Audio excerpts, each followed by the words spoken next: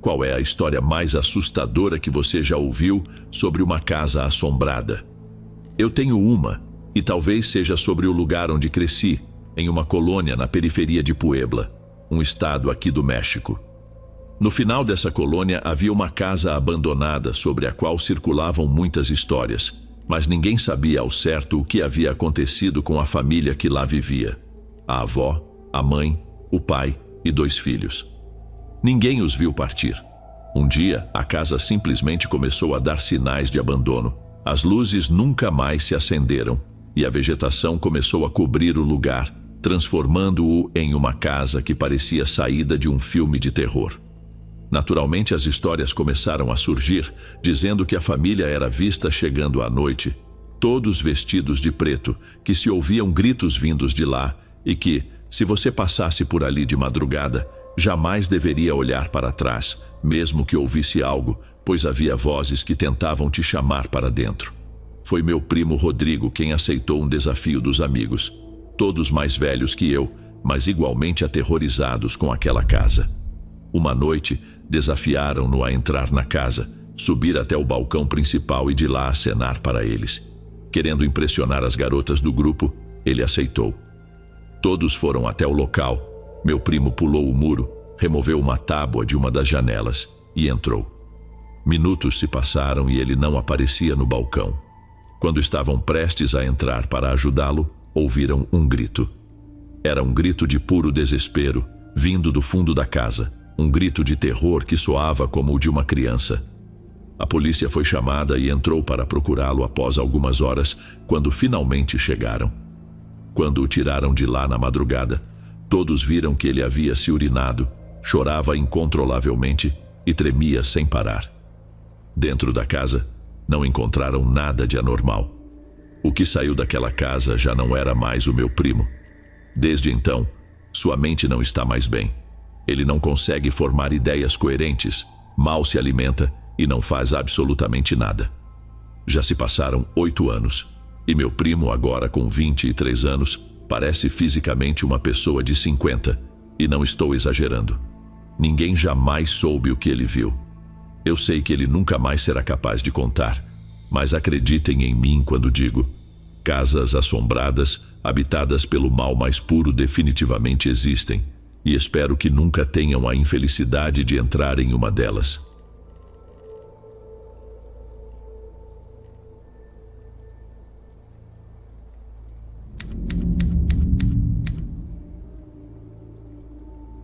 Boa noite a todos. Gostaria de partilhar minha história com vocês.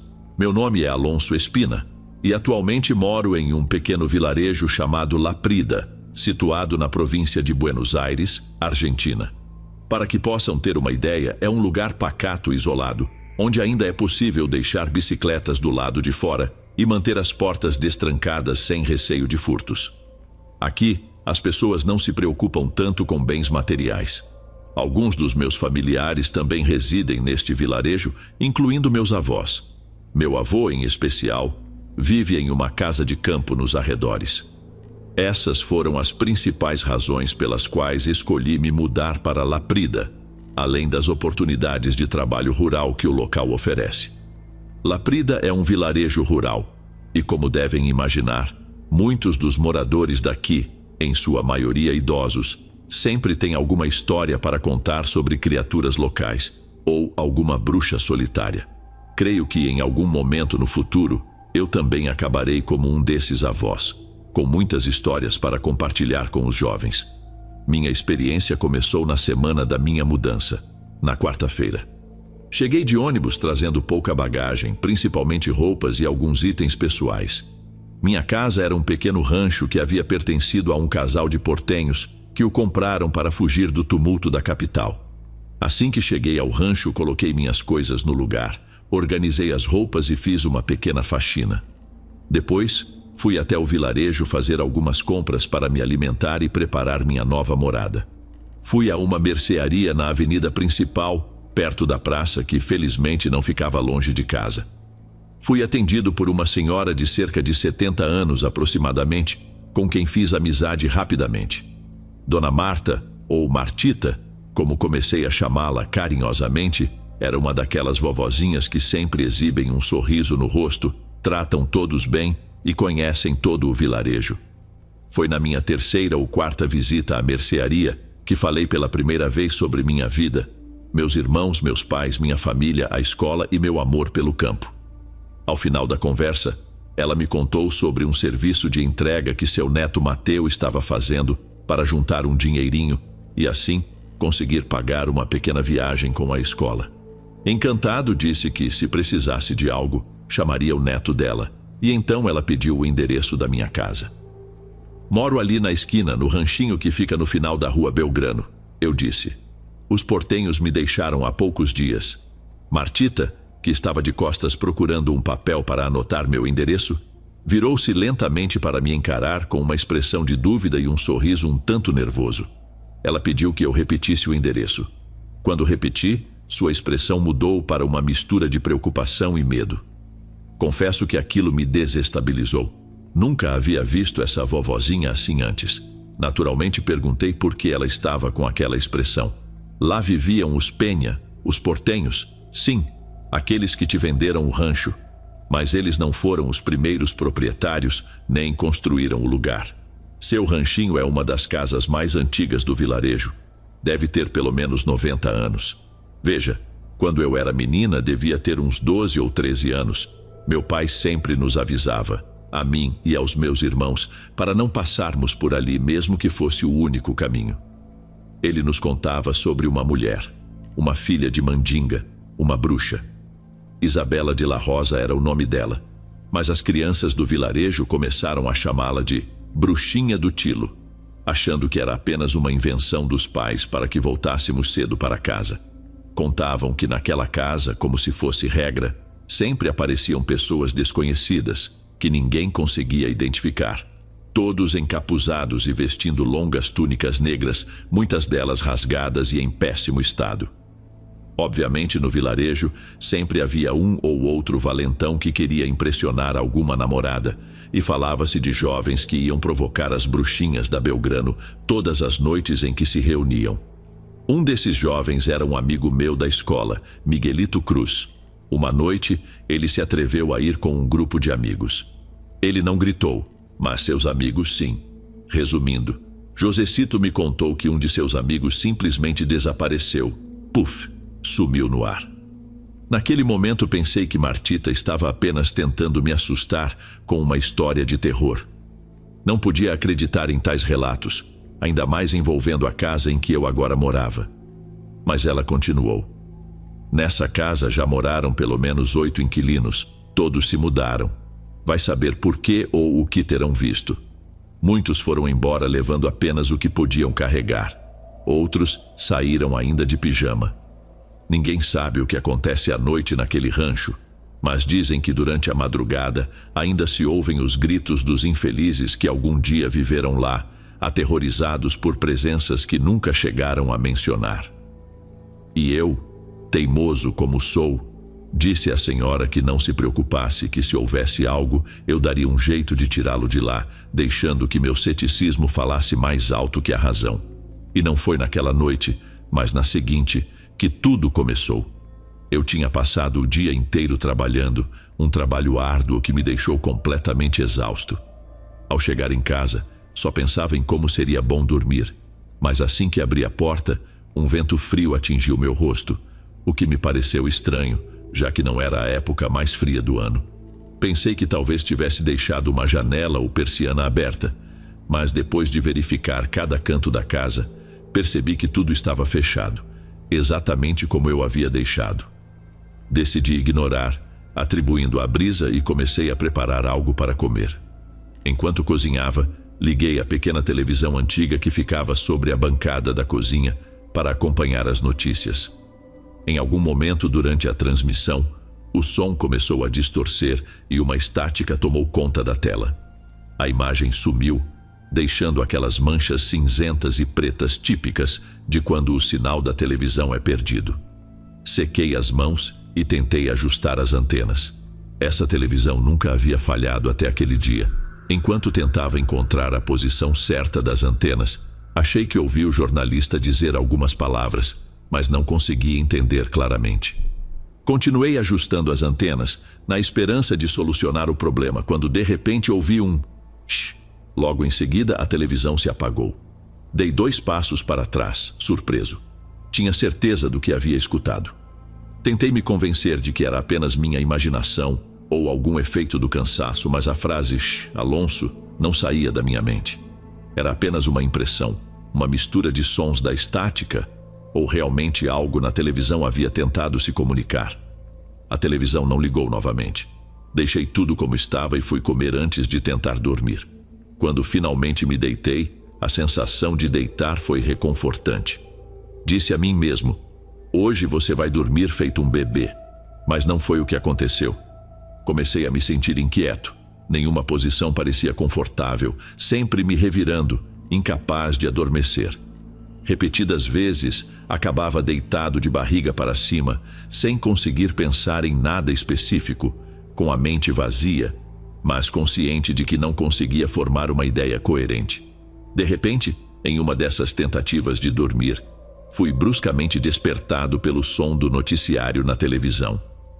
Isso me fez sentar na cama, tentando entender o que estava acontecendo. Eu tinha certeza de que havia desligado a televisão quando não consegui consertá-la. Então, confuso, fui até a cozinha para desligá-la novamente. Ao chegar lá, vi que a televisão estava ligada, transmitindo o programa como de costume. Caminhei até ela para desligá-la, acreditando que estivesse com defeito, mas notei algo que até hoje me deixa perplexo.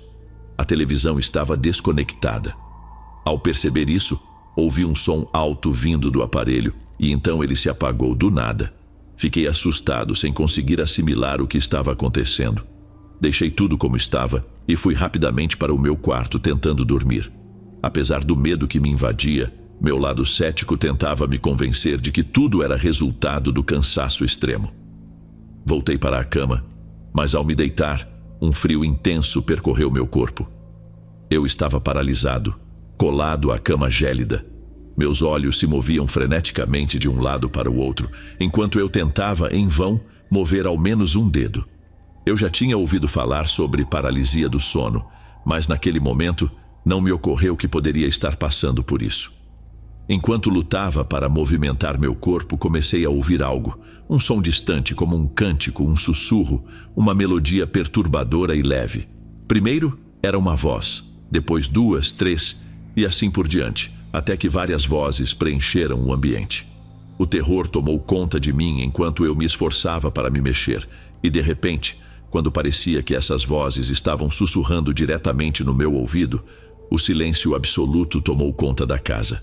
O silêncio era tão profundo que pude ouvir passos, um após o outro, ecoando pela casa. Os passos vinham descalços desde a cozinha, atravessando o corredor em direção ao meu quarto. Eu os sentia se aproximando, ouvia claramente o som cada vez mais próximo. Movi meus olhos na direção da porta que dava para o corredor e que eu podia ver apenas parcialmente. Continuava paralisado, tentando encontrar alguma explicação racional na minha mente, mas nada fazia sentido. Sem saber o porquê, a única coisa que consegui fazer foi emitir um som, um gemido abafado, uma respiração ofegante que eu tentava controlar. E então, os passos começaram a acelerar, como se o que quer que estivesse lá fora tivesse me escutado. Parecia que, além dos passos, aquilo se movia com as mãos no chão, como se estivesse andando de 4, ou talvez como uma aranha. Quando chegou à porta do meu quarto, os passos cessaram abruptamente. Meus olhos se moveram rapidamente e foi então que avistei algo no corredor. Na entrada do meu quarto havia uma figura.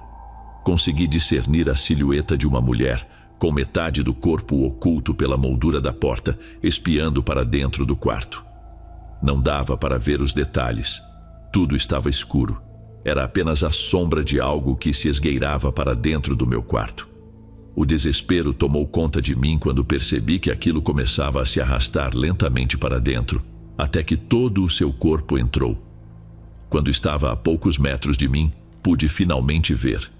Era uma velha, uma horrenda velha, incrivelmente alta, apesar da curvatura pronunciada das suas costas.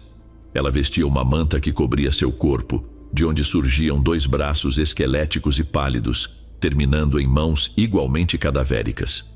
Seus cabelos grisalhos e sujos escondiam partes de seu rosto tão decomposto quanto seus membros.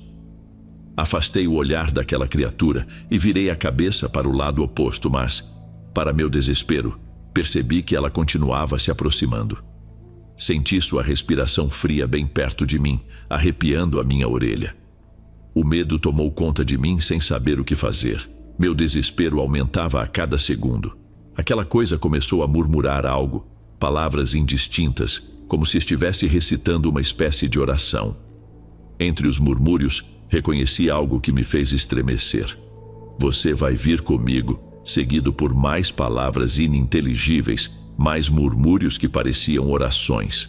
Ao ouvir isso, como se uma luz se acendesse em minha mente, lembrei-me das orações que havia aprendido e comecei a rezar com toda a fé que pude reunir. Rezei o Pai Nosso e a Ave Maria como nunca antes, com uma intensidade que jamais havia sentido. Quando terminei, fechei os olhos com força, rezando ainda mais fervorosamente, se é que isso era possível, e ao abri-los novamente, a criatura havia desaparecido. Não estava mais no quarto. O que restou foi apenas um frio intenso e um cheiro forte de terra úmida que irritava o meu nariz. Depois desse incidente, peguei um crucifixo e o coloquei na sala, tentando dormir no sofá, mas não consegui pregar os olhos. O dia amanheceu antes que eu conseguisse descansar. Estava exausto e não fui trabalhar naquele dia, o que fez com que meu patrão viesse me visitar para verificar se estava tudo bem. Ao abrir a porta, notei um sorriso irônico em seu rosto antes de me perguntar se eu tinha dormido bem. Contei-lhe tudo e, sem dizer nada, ele respondeu que eu não deveria me preocupar, que não haveria problema com o trabalho. Pedi aos meus tios se poderia me mudar para a casa deles, pelo menos por um tempo, e disse que explicaria o motivo depois. Felizmente, eles não se opuseram e permitiram que eu levasse minhas coisas para o rancho deles, para que eu pudesse descansar um pouco. Antes de anoitecer, eles me mandaram à mercearia para fazer algumas compras, e lá encontrei novamente a Martita. A senhora me olhou com uma expressão que deixava claro que ela sabia o que tinha acontecido, com um sorriso cúmplice. Perguntou como eu estava me sentindo, e antes que eu pudesse responder, disse: antes de comprar uma casa, sempre pergunte sobre o dono original, não importa o quão barata ela seja ou o quão tentadora a oferta pareça. Ela notou meu cansaço e rapidamente me entregou as compras, desejando que eu descansasse. Agora estou morando no rancho dos meus tios, junto com eles e minha família. Graças a eles posso dormir tranquilo, e até me ofereceram para morar lá permanentemente, ajudando nas despesas da casa, o que agradeço de coração. Decidi colocar à venda aquele rancho que tive a ousadia de comprar, aquela casa que espero que algum dia alguém consiga purificar de verdade. Não pretendo voltar lá nunca mais, pelo menos não sozinho. Não sei o que habita aquele lugar. Se é o espírito de uma bruxa, um fantasma ou alguma outra aparição, não faço ideia. Mas espero que ninguém que ouça este relato, ou qualquer pessoa que eu conheça, compre uma casa sem antes saber que tipo de atividades eram realizadas ali. Essa foi a minha história.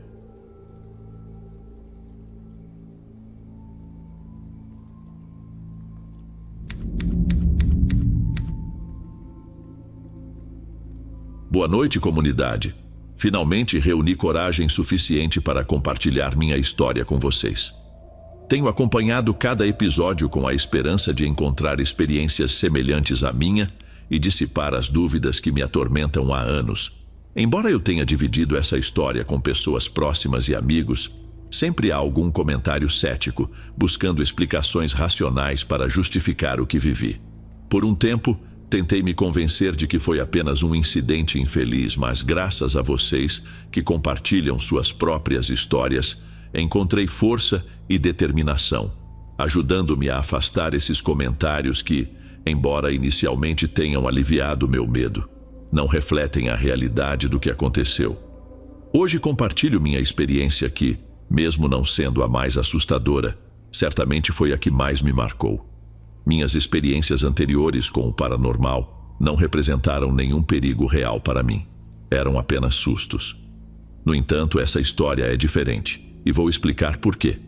Desde criança tive várias experiências paranormais. Meus brinquedos se moviam sozinhos, eu via sombras e conversava com supostos amigos imaginários. Com o passar dos anos e após várias mudanças de casa, as experiências mudaram e se tornaram mais intensas. Eu sentia alguém se deitando ao meu lado na cama. As luzes da casa acendiam sozinhas e as portas dos quartos batiam por dentro, mesmo quando eu estava completamente sozinha. Tudo isso acabou se tornando algo relativamente normal para mim, pois o medo foi diminuindo, já que, na verdade, essas experiências nunca me fizeram mal, nem vi algo que me causasse pesadelos. Pode parecer estranho, mas convenci a mim mesma de que o medo só tornaria essas presenças mais fortes. Então, aprendi a conviver com elas. A anedota que quero compartilhar hoje não aconteceu em minha casa, mas durante uma excursão da universidade. Foi nesse momento que aprendi, da pior maneira, que nem todas as energias são inofensivas e que algumas podem realmente nos causar mal. Esse é o recado que gostaria de deixar para vocês. Eu estudei biologia em uma universidade no estado de Campeche, México. Em cursos voltados para ciências, é comum que o currículo inclua atividades de campo que, na minha opinião, são a melhor parte de estudar essa carreira. Visitávamos cenotes, acampávamos na selva ou na praia, fazíamos mergulho e snorkel, e quando havia mais orçamento, ficávamos em hospedagens isoladas, para depois fazer longas caminhadas por campos e florestas.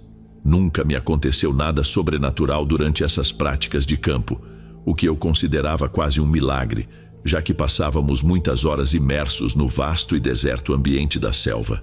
À noite, quase como um ritual, contávamos histórias de terror e lendas urbanas ao redor da fogueira, junto com nossos companheiros de quarto ou de barraca. As histórias mais populares na região giravam em torno do Alux, que é a nossa versão da Llorona na península de Yucatán. Também falávamos sobre os Aluxes, pequenos duendes conhecidos como saltos para trás, e sobre outras experiências muito mais pessoais de meus colegas, que cresceram em comunidades afastadas e juravam ter vivido madrugadas de terror em suas fazendas, ao saírem para caçar ou colher no campo. Eu sempre estava presente durante esses relatos, não porque não tivesse medo, mas porque me sentia mais segura estando com eles do que sozinha, caso me afastasse. A saída que mudou minhas crenças sobre o paranormal aconteceu em um vilarejo no mesmo estado de Campeche, em meados de outubro de 2019. A viagem consistia em passar 3 dias e 2 noites em um albergue de um vilarejo bastante conhecido, cujo nome prefiro não revelar, pois não gostaria de causar problemas para as pessoas locais, que, apesar do que aconteceu comigo, foram muito gentis e tentaram me ajudar durante aqueles dias. Naquele primeiro dia, o ônibus saiu cedo do ponto de encontro, e chegamos ao vilarejo por volta das 11 da manhã. Nos acomodamos em grupos em diferentes cabanas, deixamos nossas coisas e nos preparamos para iniciar as atividades de campo. Uma vez instalados e alimentados, nos espalhamos pelos arredores do vilarejo, acompanhados de um guia que nos foi designado para realizar as diversas atividades da disciplina, como colocar redes para capturar aves, armadilhas para pequenos mamíferos terrestres e câmeras de fototrampel. Além disso, aproveitávamos para fotografar a fauna e as belas paisagens que a natureza nos proporcionava. Quando a noite caiu, recolhemos todo o equipamento e voltamos para o albergue, onde comemos e nos preparamos para as atividades noturnas. Eles nos serviram um café da manhã e almoço completos, e para o jantar, café com pão. Nos avisaram que os alimentos eram muito picantes, pois os donos do local eram do norte do país, onde a comida costuma ser assim. Como não suporto muito bem comidas picantes, optei por levar minhas próprias provisões, embora isso significasse que eu ficaria sozinha enquanto meus colegas jantavam, já que o refeitório ficava dentro da casa dos donos, a uma boa distância do conjunto de cabanas onde estávamos. Tudo começou naquela primeira noite. Voltávamos da amostragem noturna, todas exaustas, sujas e famintas. Assim que chegamos à cabana, minhas companheiras correram para o refeitório para jantar. Eu, aproveitando o momento de estar sozinha, fui tomar um banho desejando evitar a pressa que viria quando as outras voltassem da refeição. Éramos 6 garotas naquela cabana e todas precisávamos desesperadamente de um banho. Enquanto eu estava no chuveiro, ouvi movimento no quarto e, em seguida, alguém na porta murmurando meu nome quase como um sussurro. Fechei a torneira e perguntei: "O que foi?" Não houve resposta. Perguntei novamente e, após esperar alguns segundos, continuei meu banho, irritada. Quando saí, vesti meu pijama e fui para o quarto esperando encontrar alguma das minhas colegas. Para minha surpresa, o quarto estava vazio, exatamente como eu havia deixado. Tentei ignorar o ocorrido, atribuindo os sons e o suposto toque na porta aos rangidos comuns em cabanas antigas. Mesmo tendo ouvido claramente meu nome sussurrado, preferi acreditar que a fome e o cansaço estavam me pregando peças. Depois de preparar um sanduíche para o jantar, sentei-me em uma das camas de casal. De repente, comecei a sentir um frio inexplicável. Levantei-me para verificar a janela e o ar-condicionado, mas ambos estavam fechados e desligados. Terminei de comer, escovei os dentes e preparei meu saco de dormir. Havíamos decidido revezar nas camas, e naquela noite, algumas de nós dormiriam no chão. Escolhi o canto mais afastado da porta da cabana, entre a cama e a parede do banheiro. Embora eu sofra de insônia, naquele momento parecia que eu cairia no sono assim que minha cabeça tocasse o travesseiro. E foi o que aconteceu. Assim que me deitei, mergulhei em um sono profundo. No entanto, fui despertada pouco depois por uma das minhas colegas, que me sacudiu suavemente com o pé. Quando abri os olhos, perguntei, irritada, o que ela queria. Preocupada, ela disse que meu rosto estava completamente vermelho, como se eu estivesse com febre, e que minha respiração estava muito pesada. Ao tocar meu rosto, percebi que estava quente como fogo.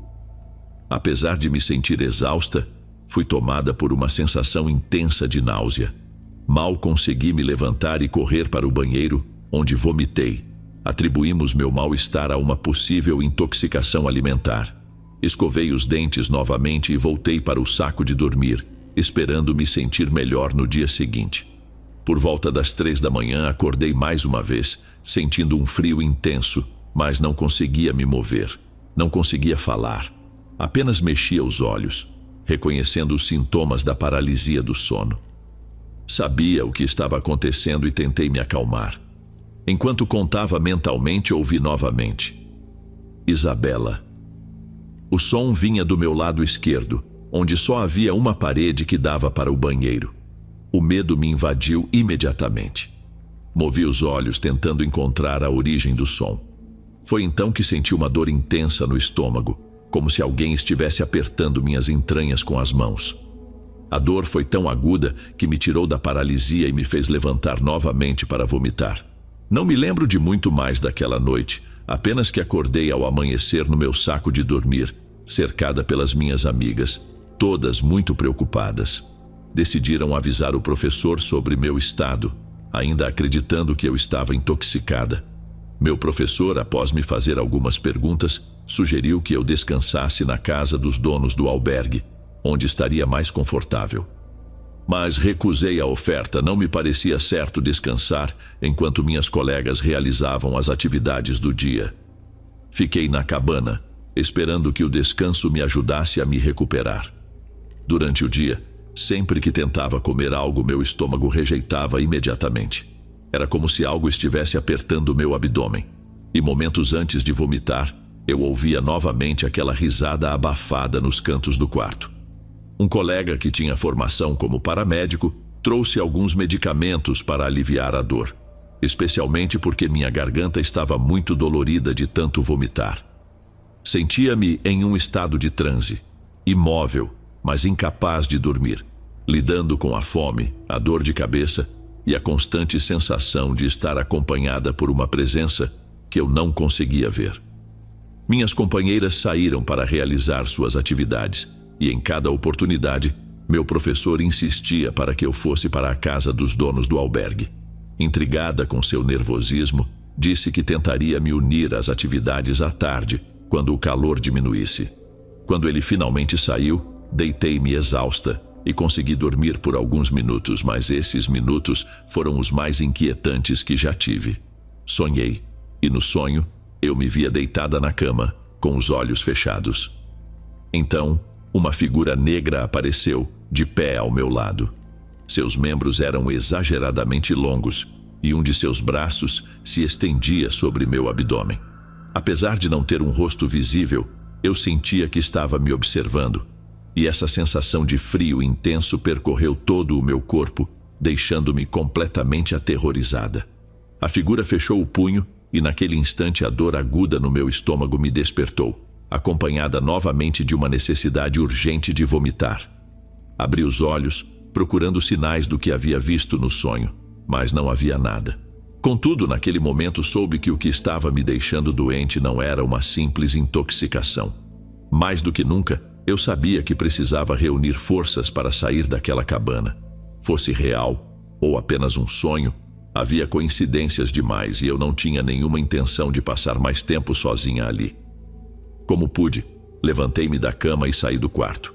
Estava sentada na frente da cabana quando todos voltaram. O professor organizou para que eu me unisse a outro grupo, já que suas atividades seriam perto das cabanas, e poderíamos voltar rapidamente se eu me sentisse mal. A caminhada foi relativamente tranquila e até consegui comer uma maçã sem devolvê-la, o que me animou a participar mais das atividades. Ao anoitecer, quando estávamos voltando para as cabanas, cruzamos um caminho que passava por um campo de soja. Algumas companheiras vinham rindo e brincando no final da fila enquanto caminhávamos pela trilha. Eu estava mais próxima da frente, já que andava devagar, quando de repente algo ou alguém no meio da vegetação soltou um shh. O som foi forte, curto, mas muito claro.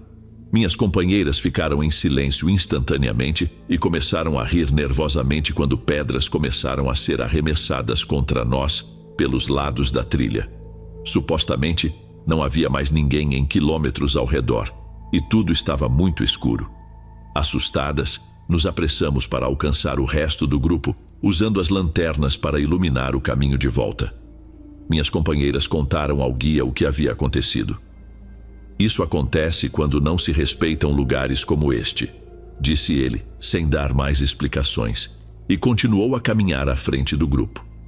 O guia era um ex-aluno que também havia feito a mesma prática de campo, muitos anos antes, quando as cabanas atuais eram apenas palhoças de palha, sem portas ou janelas, com apenas pequenas cortinas para separar o interior do exterior. Soube disso um pouco depois, quando alguns colegas avançaram junto a ele, conversando sobre o que nos assustou e algumas das histórias que ele havia vivido ao longo dos anos, acompanhando nosso professor nessas excursões. Quando os alcancei, o guia estava contando algumas histórias sobre aluxes que vagavam por aqueles campos e outras anedotas curtas, até que um dos rapazes perguntou se ele já havia vivido uma experiência de verdadeiro medo. Se vocês soubessem o que há na cabana onde sua colega adoeceu, nunca voltariam a usá-la, disse ele. Imediatamente, o interrompi, pedindo que me explicasse o que supostamente havia ali. O guia, parecendo não ter percebido que eu havia o alcançado, respondeu com um tom um pouco envergonhado e quase como uma desculpa. Eu não quis dizer nada no dia em que chegaram porque muitas pessoas costumam se sugestionar com a história. Não queria provocar medo sem necessidade. Nunca imaginei que você ficaria sozinha ali. O que está na cabana só ataca quando alguém está sozinho. Quando há mais pessoas, a presença é menor e não machuca ninguém, porque se alimenta da energia de todos. Suponho que você foi uma presa fácil ao ficar sozinha. Não sei exatamente o que é, mas tive uma experiência muito parecida com a sua quando era estudante. Naquela época, fiquei com meu grupo na palhoça, que hoje é a cabana onde você estava. Também adoeci. Pensamos que era uma intoxicação alimentar, um mal-estar estomacal. Eu não conseguia comer ou beber nada sem vomitar instantaneamente, e tudo começou quando fiquei sozinho naquela palhoça. De repente, senti um frio intenso e uma dor aguda no estômago, então me deitei, esperando que isso me ajudasse. Acordei no meio da madrugada com o som de risadas e grunhidos. Quando consegui me levantar do saco de dormir, vi algo na entrada da palhoça. Não sei se era uma pessoa ou um cachorro enorme, porque estava em pé como um humano, mas sua silhueta parecia a de um animal. Seja lá o que fosse, tinha olhos vermelhos como fogo. Eu não consegui me mexer nem gritar, e aquilo ficou imóvel no umbral, me observando. Não sei quanto tempo passou, mas desde aquela noite piorei. Tive febre e fui levado ao médico do vilarejo. Curiosamente, ao sair da propriedade das cabanas, comecei a melhorar rapidamente. Quando chegamos ao médico, só me deram soro para a desidratação e gelatina para que eu tivesse algo leve para comer. Por isso o professor queria tirar você da cabana, levar você para a casa dos donos. Ele sabia que te deixar sozinha ali não faria bem. Perguntei: e se sabem o que há ali, por que não fizeram nada para removê-lo? O guia respondeu: é que alguns dos hóspedes que recebemos são estrangeiros e são muito aficionados ao paranormal, como se viessem buscando essas experiências. Suponho que por isso os donos não têm interesse em se livrar disso. Eu deveria ter avisado, pelo menos por precaução. Algumas pessoas não sentem nada ao ficar ali, mas se você é sensível a essas coisas, pode passar muito mal. Sinto muito de verdade. Agora, quando voltarmos, não entre no quarto sozinha. Espere suas companheiras para entrar. Isso vai ajudar a evitar que fique sozinha. Ele me disse. Segui sua recomendação por precaução. Esperei no alpendre da cabana até que minhas companheiras voltassem. Desta vez, fui com elas para o refeitório e os donos me prepararam um atole de arroz, já que eu não havia comido nada o dia todo. Agradeci muito pelo gesto, mas uma parte de mim estava um pouco irritada com toda a situação. Jantamos, e desde aquele momento minhas colegas não me deixaram mais sozinha. Naquela noite era minha vez de dormir na cama, então me aconcheguei em um canto entre as minhas amigas e adormeci ouvindo suas conversas.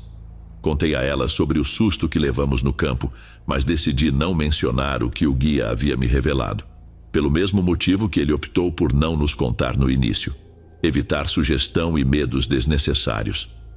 Era madrugada quando acordei com o frio. Estava encolhida na cama em posição fetal quando abri os olhos. Ao tentar me esticar, senti meus pés tocarem algo na parte inferior da cama. Lentamente sentei-me, com o medo crescente do que poderia encontrar sentado aos meus pés, e me atrevi a olhar.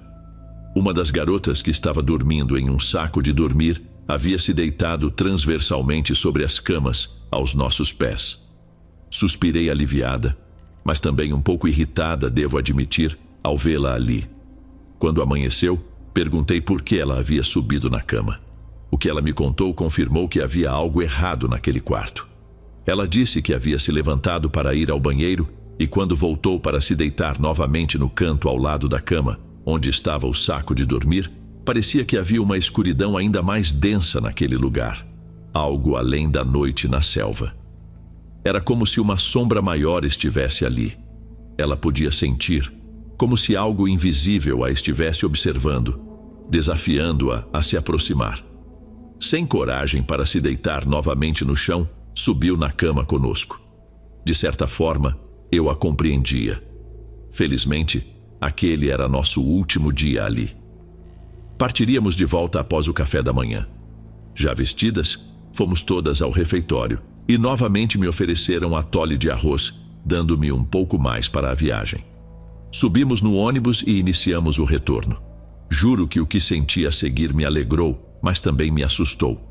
Enquanto nos afastávamos daquelas cabanas, senti como se a tensão no meu estômago se aliviasse, como se o aperto que sentia fosse se soltando, pouco a pouco, até desaparecer por completo.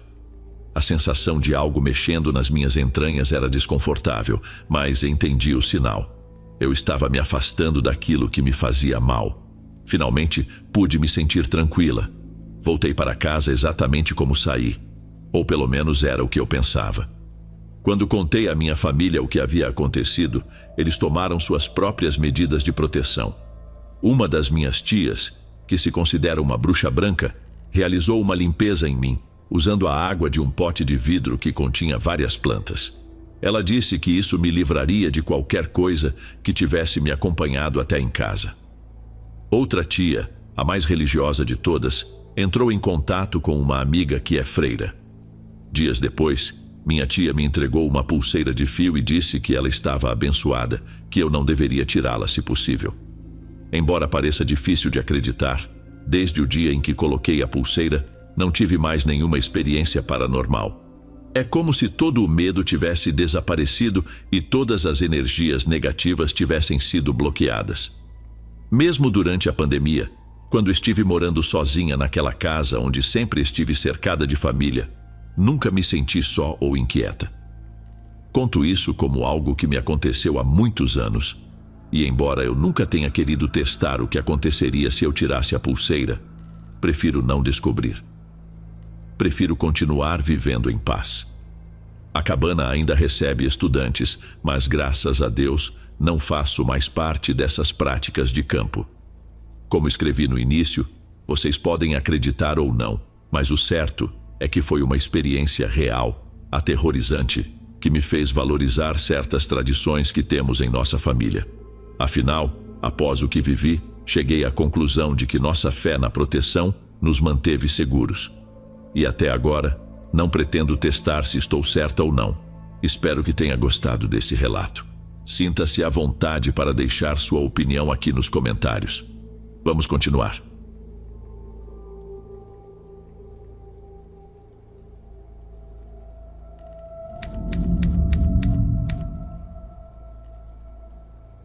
Minha família e eu passamos por algo bastante estranho, assim como muitos outros que compartilham suas histórias ao se mudarem para uma nova casa. Suponho que seja comum, dado que, de repente, você chega a um lugar diferente. Um lugar que guarda suas próprias histórias gravadas nas paredes, sejam elas boas ou ruins.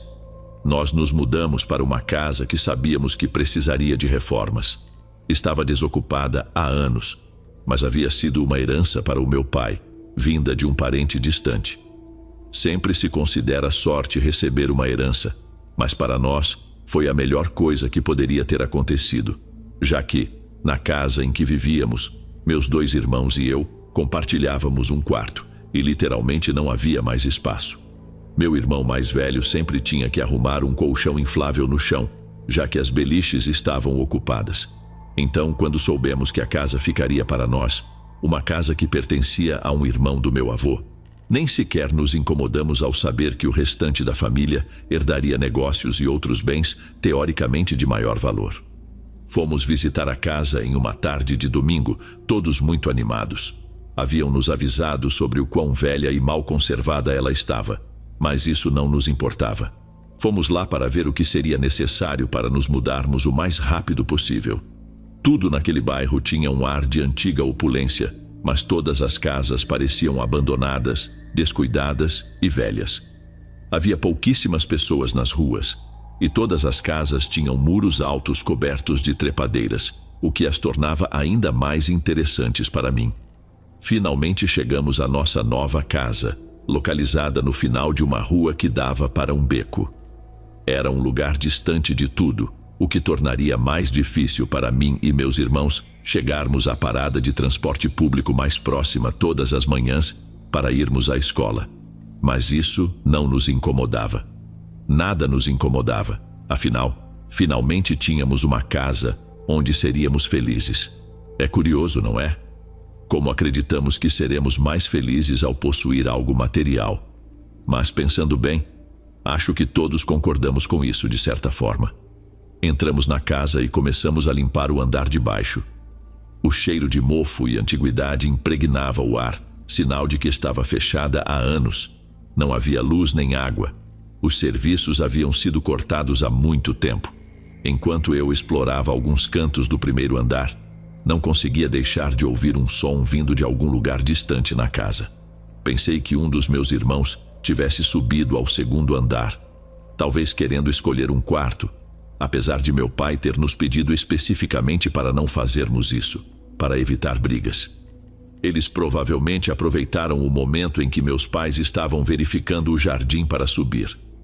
Tico, meu chihuahua, corria alegremente pela casa, mas em certo momento perdemos ele de vista. Logo depois, ouvimos seu latido vindo de longe, um latido bravo, semelhante ao que ele fazia quando não conseguia alcançar seus brinquedos. Fui até meus irmãos, que também estavam procurando por Tico, e percebemos que ele havia subido. Aproveitamos a oportunidade para verificar o segundo andar enquanto íamos atrás dele. A casa era tão complicada quanto parecia no andar de baixo. Nunca havia estado em um lugar tão grande quanto aquele, e além disso, a construção era estranhamente cheia de cantos e corredores. Encontramos Tico latindo em frente a uma porta de madeira muito grossa, que parecia mais uma porta externa. Ela tinha um ferrolho que a trancava por fora, mas sem cadeado. Pensamos que poderia ser um depósito, então abrimos o ferrolho. Assim que fizemos isso, o cachorro saiu correndo em direção às escadas, e nós apenas conseguimos colocar o ferrolho de volta no lugar. Mas ele estava tão enferrujado que não conseguimos fechá-lo completamente. Quando alcançamos Tico e corremos para contar ao meu pai no jardim, ele foi verificar junto com minha mãe. Nós três já havíamos subido, mas eles encontraram a porta escancarada. Nós não a abrimos, estava tão emperrada que não conseguimos. Minha mãe nos levou para casa naquele momento, dizendo que voltaríamos no dia seguinte. Meu pai ficou esperando um amigo empreiteiro que faria um orçamento para tornar aquela casa habitável novamente. Muito tempo depois descobrimos que meu pai e seu amigo ouviram o mesmo som percorrendo toda a casa, como se viesse de dentro das paredes. Não voltamos mais lá. Meu pai disse que só os impostos da casa já eram difíceis de pagar. Além das dívidas que ele tinha, a remodelação era inviável. Levou 2 anos para conseguir vendê-la. Com o dinheiro conseguimos comprar uma casa para nós e abrir um pequeno restaurante. Mais recentemente, soubemos que, se tivessem feito um esforço, meus pais poderiam ter reformado aquela casa para vivermos lá. Mas algo mais aconteceu naquela noite. Algo além dos sons. Algo que meu pai e seu amigo viram. Algo que os fez sair correndo e nunca mais voltarem àquela enorme casa.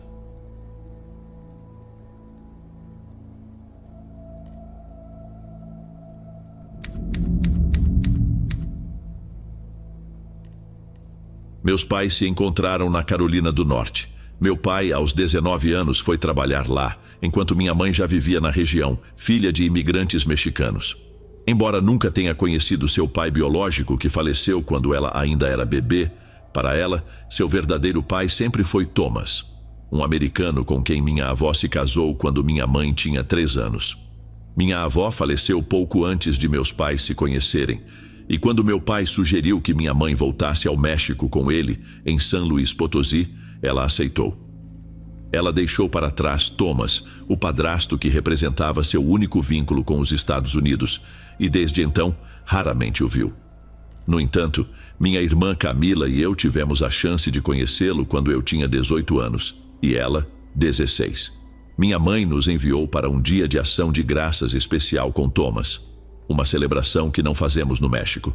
Apesar de ficarmos apenas 4 dias, eu estava bastante nervoso. Falávamos pouco inglês, apenas o básico que aprendemos na escola pública, e Thomas tinha algum conhecimento de espanhol que aprendera com minha avó, mas já fazia muitos anos desde que provavelmente praticara. Neste e-mail, envio uma captura de tela da rua próxima à casa dele, sem revelar o endereço exato, mas espero que consigam imaginar. Um subúrbio tranquilo, com grandes terrenos e poucas casas, modesto e sereno. Thomas nos recebeu em sua casa que, embora grande e de um só andar, era bastante simples. Com 4 quartos espaçosos, ele vivia sozinho desde a morte de minha avó. Minha mãe nunca conheceu essa casa, pois ele se mudara alguns anos antes. Ele nos disse para escolhermos qualquer quarto para dormir, mas nos alertou que o porão era o único lugar onde não poderíamos entrar. A porta do porão, que se assemelhava à de qualquer outro quarto, inicialmente não nos chamou atenção. Entendemos que poderia haver coisas pessoais que ele preferia manter privadas, embora fosse bastante aberto em relação ao restante da casa. Naquela primeira noite, minha irmã bateu na porta do meu quarto pouco depois de termos nos deitado. Pediu para ficar comigo e eu concordei. Perguntei se ela estava desconfortável por estarmos longe dos nossos pais, mas ela respondeu que não, embora tivesse ouvido algo que a deixou inquieta. Uma respiração vinda da porta em frente ao quarto onde ela estava, a do porão. Era uma respiração lenta, como se alguém tivesse dificuldade para respirar. Tentei não dar importância, achando que poderia ser apenas um sonho ou fruto da sua imaginação, mas continuei pensando nisso mesmo depois que ela adormeceu. E então, eu também ouvi aquela respiração distante. De manhã, tranquilizei minha irmã, sugerindo que talvez fosse apenas Thomas roncando. Mas, no fundo, eu não tinha certeza. E, além disso, aquela respiração parecia ser de uma mulher. Era essencial que minha irmã permanecesse calma. Os dias seguintes foram bastante tranquilos, embora minha irmã continuasse dormindo no meu quarto até a última noite. A respiração se tornou muito mais intensa, a ponto de acordar minha irmã, que normalmente dorme profundamente. Não sei se era ela ou eu que estava tremendo, mas sentimos aquela respiração se aproximando, quase parando em frente à nossa porta. De repente, ouvimos Thomas saindo do quarto, gritando palavrões em inglês. E então algo aconteceu ao longo do corredor. Depois escutamos ele chutando uma porta, a do porão, enquanto continuava a gritar. Ele bateu suavemente na porta do nosso quarto, mas não nos atrevemos a responder. Preferimos que ele pensasse que estávamos dormindo e não ouvimos nada. De manhã, quando acordamos, percebemos que Thomas não estava em casa, nem a sua caminhonete. Ele já havia nos avisado que sairia cedo para comprar ingredientes para preparar um café da manhã especial para nós. Assim que minha irmã percebeu que estávamos sozinhos, correu para o porão e entrou. Eu a segui. O cheiro de mofo era forte, estava completamente escuro, e a luz que encontramos mal iluminava o ambiente. Havia poucos móveis, o espaço estava praticamente vazio. Subimos de volta sem encontrar nada e fechamos a porta atrás de nós. Foi então que ouvimos novamente, como se alguém estivesse respirando do outro lado da porta. Verificamos mais uma vez, mas não havia nada. Quando Thomas voltou um pouco depois, ajudamos a preparar o café da manhã, e minha irmã o questionou sobre o som que ouvimos no porão, querendo saber o que havia lá. "Quer saber? Esta casa é assombrada", disse ele com a maior naturalidade. "Tem um fantasma. Quando comprei, já superei isso. Mas estou velho demais para me assustar com essas coisas", continuou, voltando a cozinhar como se nada tivesse acontecido. Minha irmã, que é ainda mais fascinada por essas histórias do que eu, tentou arrancar mais informações de Thomas, mas ele sempre desviava. Acontece que a primeira proprietária da casa era uma mulher que certa noite se trancou no porão e tirou a própria vida. As famílias que viveram aqui depois acabaram aprendendo a conviver com sua presença, evitando descer ao porão a qualquer custo. Inclusive, o corretor de imóveis que me vendeu a casa foi claro ao dizer que o preço estava baixo porque era preciso considerar o espaço do porão como inutilizável. Foi isso que ele nos contou. Esse tornou-se nosso segredo com Thomas. Quando ele faleceu, apenas minha mãe pôde ir ao funeral. Ela ficou sozinha na casa na noite anterior ao seu retorno. Nunca contamos nada a ela, mas soubemos que ela não conseguiu dormir, atormentada por sonhos nos quais uma mulher tentava entrar em seu quarto. O sonho era tão vívido que, quando acordou no meio da noite, ela ainda podia ouvir alguém respirando com dificuldade do lado de fora da porta.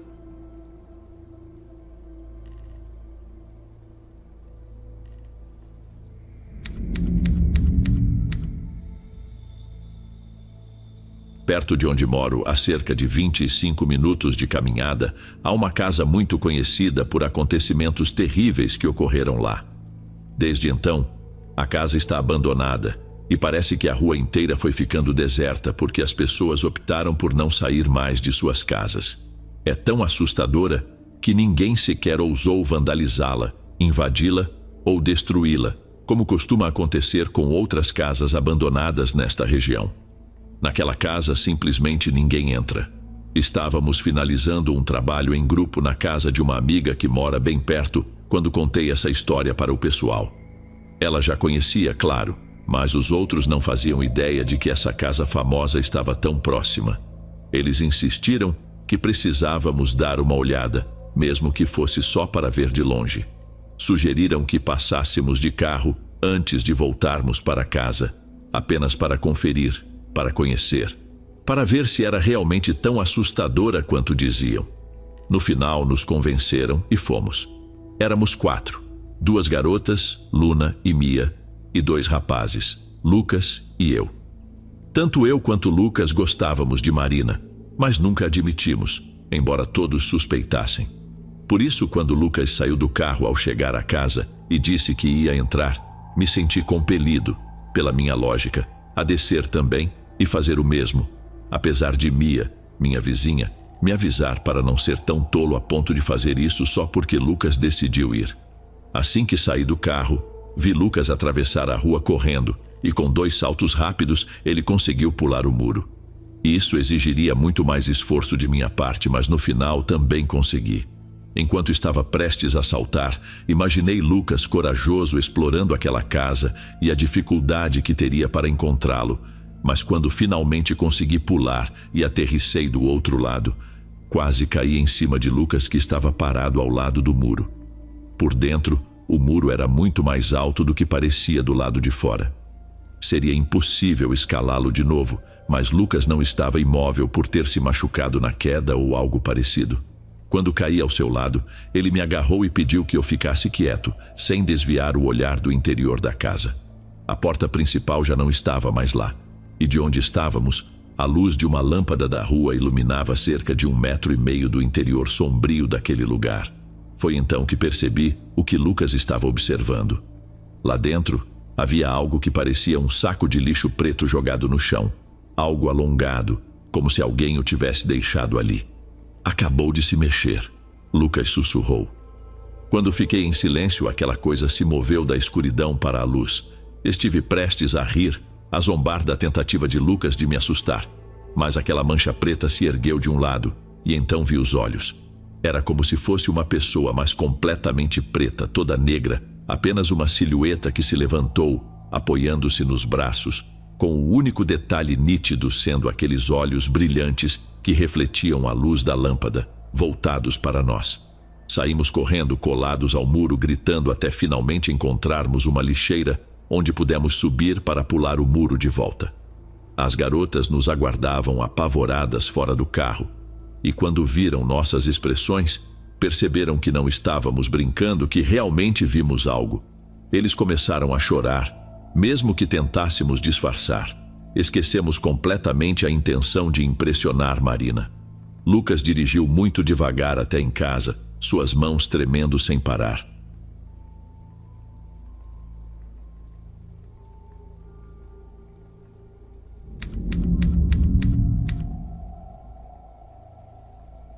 Vou compartilhar algo que tem acontecido comigo ao longo dos anos. Já faz 8 anos que moro na mesma casa alugada, principalmente pela comodidade e pela proximidade com a família da minha esposa. Naquela época, um dos meus filhos, então com 8 anos, dormia sozinho em seu quarto, sendo o único filho na ocasião. O que nos intrigava é que ele frequentemente acordava no meio da noite, geralmente entre 3 e 4 horas da manhã, e vinha até nosso quarto dizendo que via alguém o observando. Ele sempre apontava para o mesmo canto do quarto, onde dizia ver algo.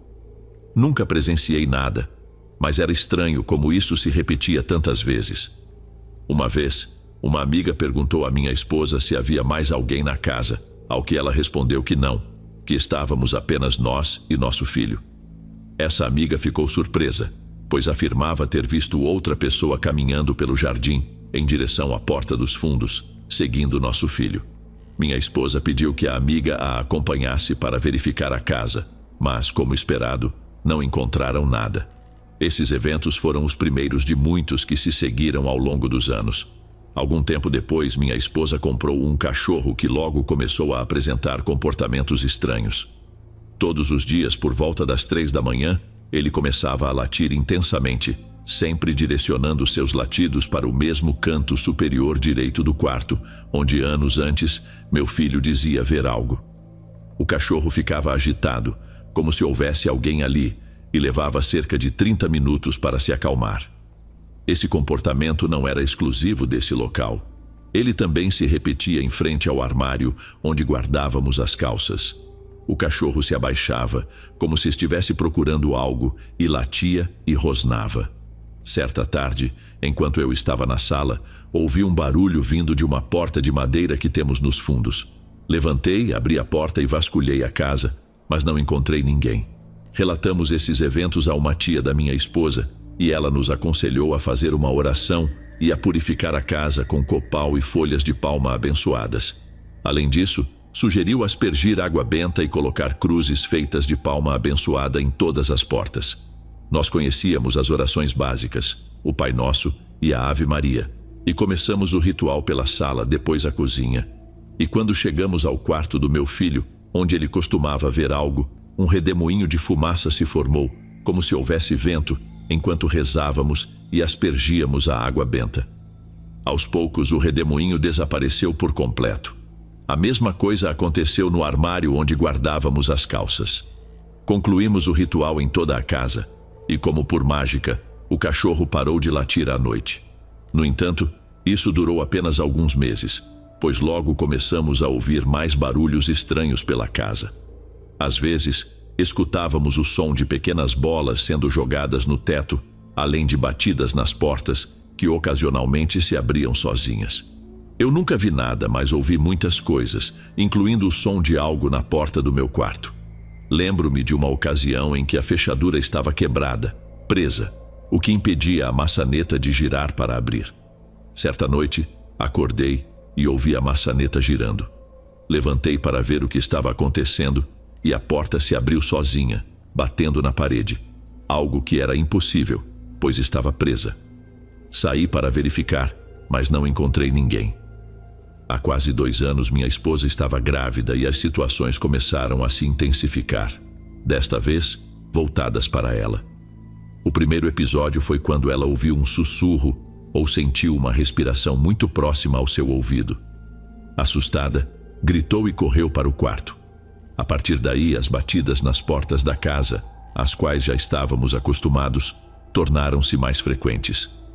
Uma noite, enquanto dormia, com 6 meses de gravidez, ela sentiu como se tivesse sido puxada da cama, movida de forma brusca.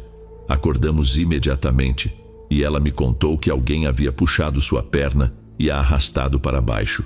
Levantei rápido e revirei a casa, mas não encontrei nada. Obviamente, não conseguimos dormir pelo resto daquela madrugada. Quando o bebê nasceu, tudo parecia normal, mas às vezes, após dormir por apenas 1 ou 2 horas, acordava chorando como se algo o tivesse assustado. Ao verificarmos, ele sempre estava em uma posição diferente, como se tivesse se movido sozinho, algo incomum em recém-nascidos. Achamos que poderia ser algo normal, e assim, os meses se passaram. Quando começou a engatinhar, adivinhe para onde ele sempre ia? Encontrávamos ele sentado, olhando para o armário, balbuciando como se estivesse conversando com alguém debaixo das calças. Ele até se abaixava para olhar mais de perto. Claro que o tirávamos de lá, mas ele logo ia para o quarto do irmão, repetindo o mesmo comportamento, gritando e apontando para o mesmo canto onde o irmão costumava ver algo. Os meses se passaram e um dia, enquanto brincava na sala, ele de repente começou a balbuciar e a apontar, ficando zangado como se algo o tivesse assustado. Ele começou a chorar e foi estranho vê-lo passar de um estado de brincadeira para o medo. Nós o consolamos e o tiramos dali. A situação continuou igual por meses. Ele balbuciava para o quarto do irmão, para o armário e agora também para um novo canto, no nosso quarto. Passava muito tempo balbuciando, gritando e apontando para o mesmo canto. Uma certa noite, enquanto dormia com 6 ou 7 meses, acordou chorando muito, como se tivesse caído. Quando fomos vê-lo, a porta estava aberta, embora eu a tivesse trancado. Tirei o bebê do berço e encontrei hematomas nos braços, marcas de dedos. Decidimos batizá-lo com urgência, e foi assim que as perturbações pararam. Hoje em dia, ainda ouvimos barulhos estranhos, mas não damos mais tanta importância. Durante esses 8 anos morando na mesma casa, investigamos se algo havia acontecido, já que os proprietários são extremamente católicos. Nós também somos crentes, mas a dona da casa nos contou que a sogra dela faleceu no quarto da criança. Acreditamos que esse possa ser o motivo. Pessoalmente, não sou uma pessoa medrosa e tento encontrar uma explicação lógica para tudo o que aconteceu. Às vezes, atribuo as ocorrências ao vento, mas há outras para as quais ainda não encontrei respostas. Bem, comunidade, esses foram os relatos de hoje. Espero que tenham gostado. Vou deixar agora na tela mais 2 sugestões de vídeos que com certeza vale a pena assistir. Vejo vocês em breve.